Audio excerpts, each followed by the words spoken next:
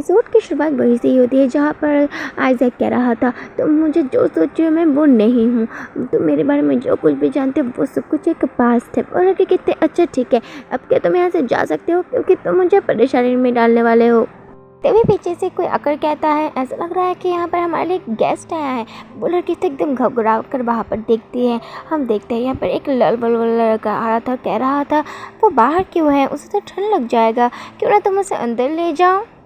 ये लड़की तो एकदम ही घबरा चुकी थी। वो लड़का कहता है अरे तुम्हारी ज़ुबान को क्या हो गया है, ऐसा लग रहा है कि मैंने तुम्हें रंगे हाथों पकड़ लिया है। मुझे गैस करने दो, क्या यहाँ पर कोई ड्रामा चल रहा है और इतनी रात को ये लड़का उस ड्रामा को प्ले करने आया है। ओ लड़के सुनो, तुम्हारे लिए एक बैड न्यूज़ है, तुम पहले लड़के नहीं हो। इस लड़की को तो अटेंशन ग्रैब करना काफ़ी पसंद है। सीरियसली एवा, तुम ये सब कब बंद करोगी? हाँ, क्या तुम दोनों पर डेट करें या फिर और कुछ? तभी सामने से आइजैक कहता है आखिर क्या होगा अगर ये सच हो तो? मेरा मतलब अगर हम डेट करेंगे तो तुम इस बारे में आखिर कर ही क्या लोगे? नेक्स्ट सीन फिन का दिखाया जाता है जो कि अब इंटरनेट पर लव के बारे में सर्च कर रही थी। तभी उसे सर्च करते करते मिलता है फ्रीडम, जिसे देख कर वो कुछ सोचने लगती है। कुछ ही देर पर उसके फ़ोन में रिंग होता है। वो फ़ोन पकड़ कर कहती है अरे आइजैक, क्या तुम आज भी काम पे नहीं आने वाले हो? आखिर तुम हो कहाँ? आइजैक कहता है मैं तो हॉस्पिटल में हूँ। नेक्स्ट दिन हॉस्पिटल को दिखाया जाता है जहाँ फिन आ चुकी थी। उसे देख कर आइजैक कहता है अरे तुम यहाँ पर आ भी गई? हे फिन, तुम्हारा शुक्रिया यहाँ पर आने के लिए। आइजैक, आखिर तुम्हारा ये हाल कैसे हो गया? मुझे पता है तुम्हारे मन में बहुत सारे क्वेश्चन हैं, लेकिन पहले तुम यहाँ पर बैठ जाओ। ठीक है, लेकिन क्या तुम्हारा कोई एक्सीडेंट हुआ है? अरे नहीं, तुम्हारे फेस में तो काफ़ी सारे चोट के निशान हैं। आखिर तुम्हारे साथ ऐसा किसने किया है आइजैक? ये क्या तुमने फाइट किया है? आइजैक तो फिन को ही देखने लगता है, फिर कहता है फिन, क्या तुम अच्छे से सोई और तुमने रेस्ट कर लिया?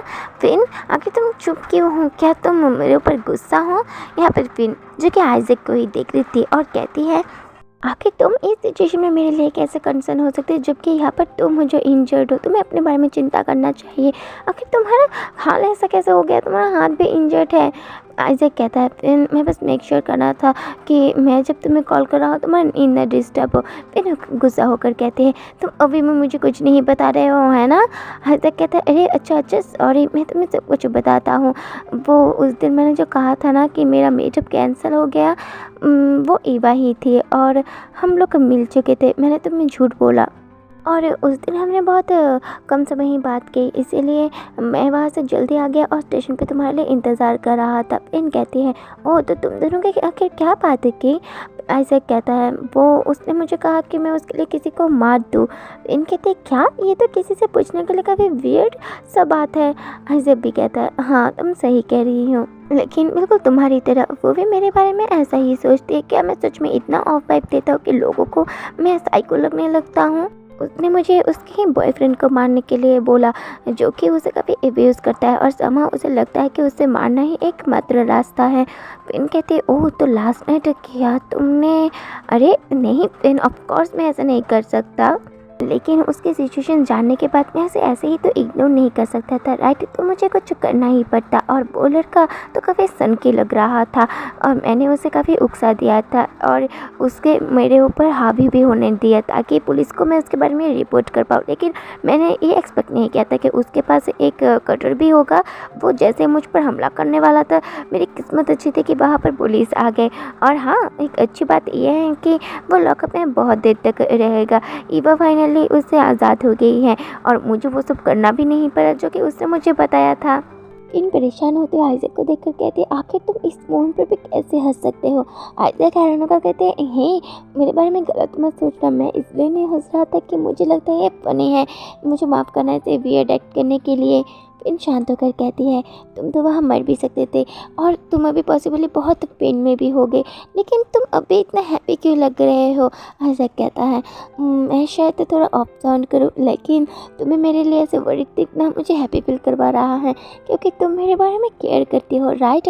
पॉसिबली मैं कुछ ज़्यादा ही सोच रहा हूँ, लेकिन मुझे लगता है अभी एक बेटर चांस है तुम्हें जेन्युइनली मेरे प्यार में गिराने का। ये सुनकर तो फिर ब्लश ही करने लगती है और कहती है सच में तुम एक अनबिलीवेबल पर्सन हो, मुझे प्रॉमिस करो तुम फिर से खुद को चोट नहीं पहुंचाओगे और खुद का ख्याल भी रखोगे। आइजैक भी प्रॉमिस कर देता है। नेक्स्ट सीन ऑफिस का दिखाया जाता है, जहाँ पर दो लड़के आइजैक की फाइट करके हॉस्पिटल के जाने के बारे में ही बात कर रही थी। फिर ये लड़के कहते हैं, अरे फिन माफ़ करना, हम ऐसे आइजैक के बारे में बात नहीं करना चाहते थे। फिन कहती है, कोई बात नहीं, अगर तुम लोग क्यूरियस हो तो तुम लोग मैनेजर से भी पूछ सकते हो, वो दोनों कलीग है।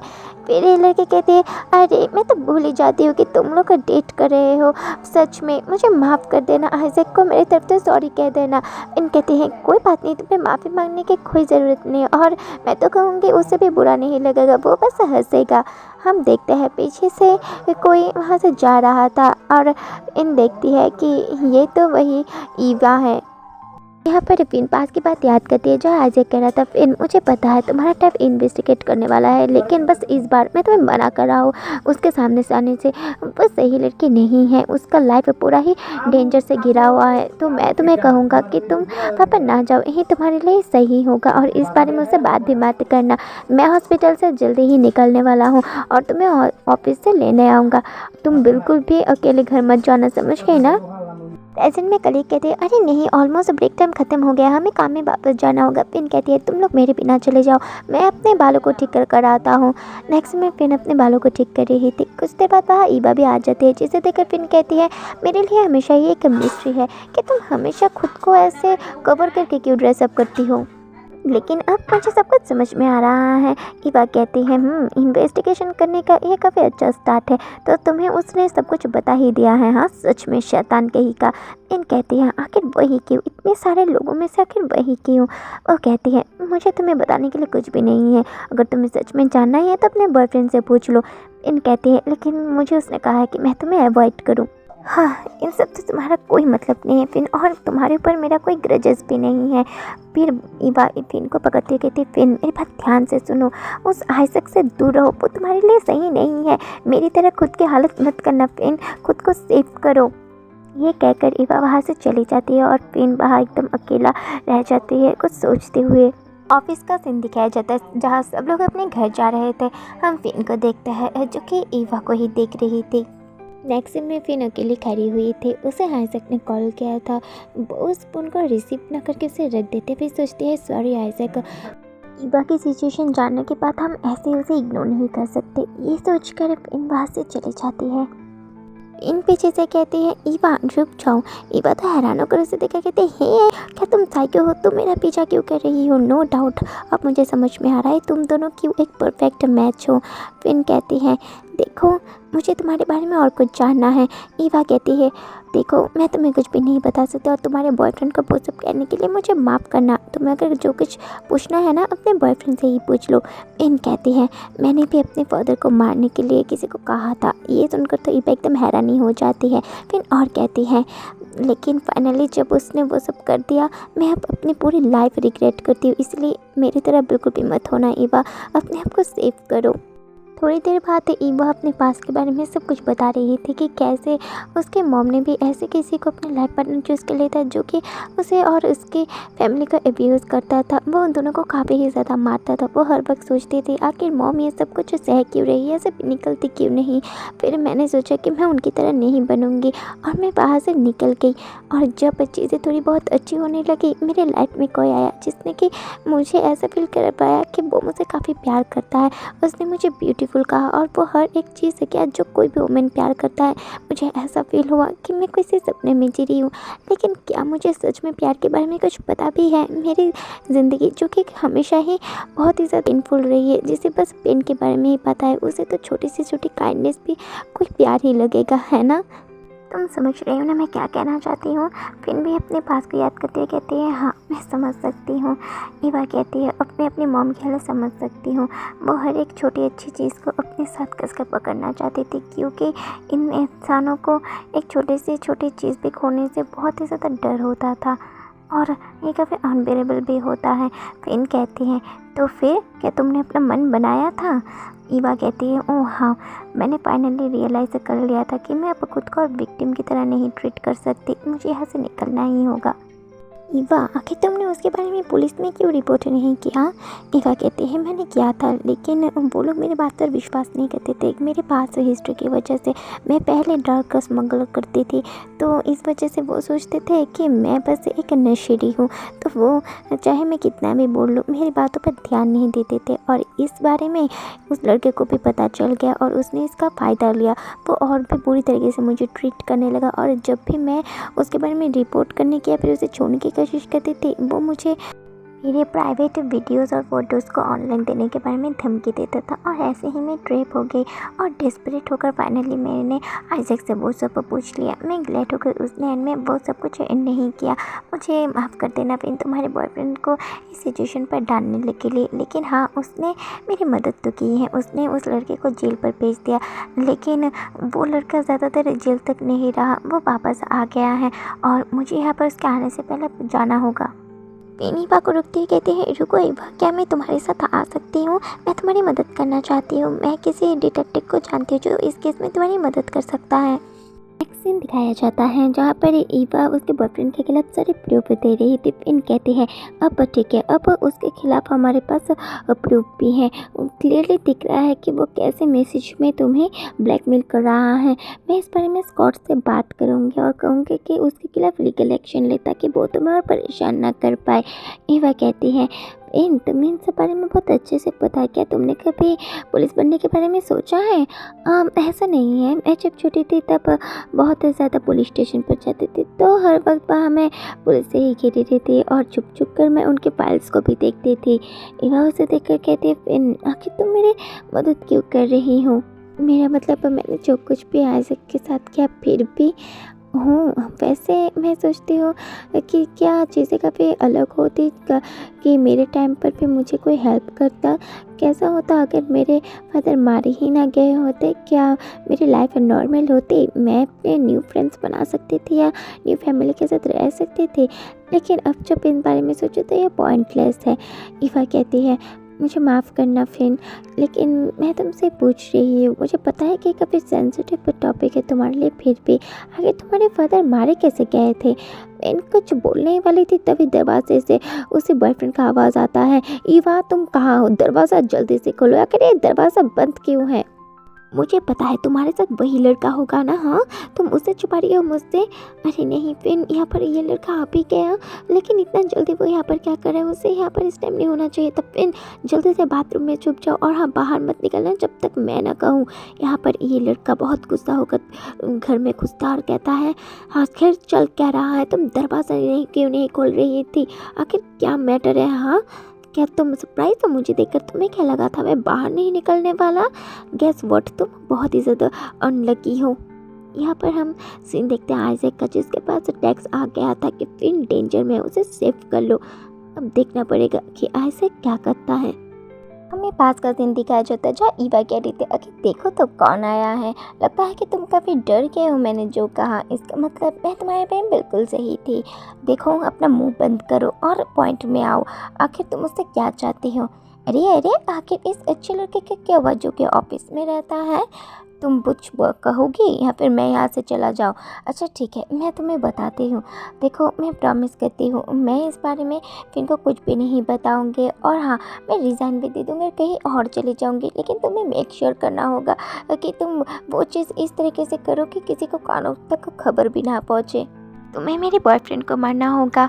हाँ, क्या तुम सीरियस हो कि तुम कह क्या रही हो? देखो मेरे पास एक अच्छा रीज़न है। मैं जो कुछ भी कह रही सही, वो ये सब डिज़र्व करता है। वो लड़का मुझे एब्यूज़ करता है, उसने मेरी लाइफ को ख़राब करके रखा है।